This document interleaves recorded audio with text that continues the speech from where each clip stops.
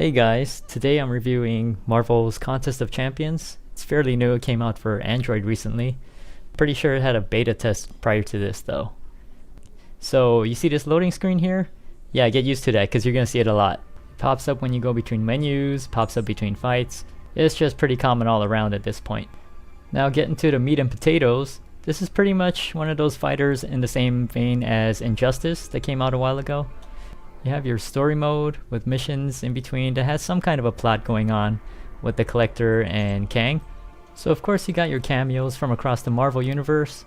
The roster isn't too big yet, but I'm sure they're gonna add more popular characters pretty soon. Also, there's the Juggernaut, bitch! Yeah, so moving on.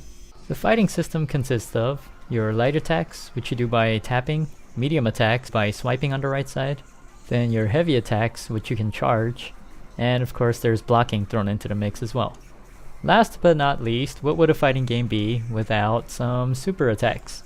There's 3 levels of attacks, level 1, level 2, and your level 3. Now the 1-star characters, of course the common ones in rarity, would only have the first special attack available to them. Until you rank up, then you get the second one. But the only thing you can't rank up is their stars. A 1-star character will always be a 1-star character, which means you're gonna have multiples of the same character. I mean, I have a 2-star Spider-Man and a 1-star Spider-Man. To level up, you're gonna need the ISO 8 that you find pretty much all over the place. And to rank up, you're gonna have to use catalysts, which are in special events. Now as far as having different rarities of the same character, don't worry too much because you can use all those characters in the Versus mode. Versus mode lets you fight other people's characters. However, I'm pretty sure it's controlled by AI, much like Injustice on the mobile platform. Now let's talk about the infuriating crystal system, which I totally understand since this is a freemium game.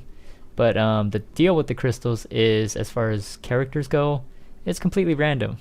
Which sucks, especially when you get duplicates, because then they just get converted to ISO, and maybe some gold, which overall isn't too useful in this game other than for upgrading. But as with most random number generators, the chances of actually getting a good hero are pretty slim. I mean, I was lucky to get a 4-star Black Panther, but I haven't gotten another 4-star or even 3-star since. And that brings us to the currency that this game mainly uses, which is called units.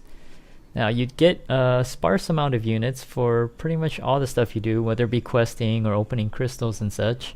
Even leveling up you get a few units. But if you want a bunch of units so that you can buy tons of crystals, you're gonna have to buy them.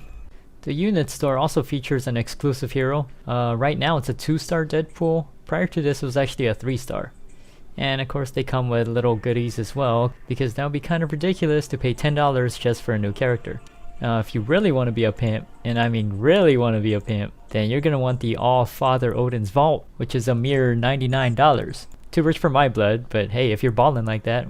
Oh, almost forgot about the chat feature on the bottom. Pretty much everyone on the server at the same time can talk, so due to that, it should pretty much be ignored. So in conclusion, this is a pretty fun freemium game, and I think I got pretty far without actually buying anything yet. And other than the awkward camel toe that Vision has, and the overly suggestive costume that Hawkeye has, it's been a pretty enjoyable experience all around. Well, except for the part where if you win too much in the versus rounds, they kinda hook you up with higher ranked people. But that's to be expected anyways. So if you're bored, like fighting games, and Marvel characters in general, then this is probably right up your alley. Alright, well that pretty much wraps this up. Thanks for joining me on this little review here, and I'll see you guys in the next video.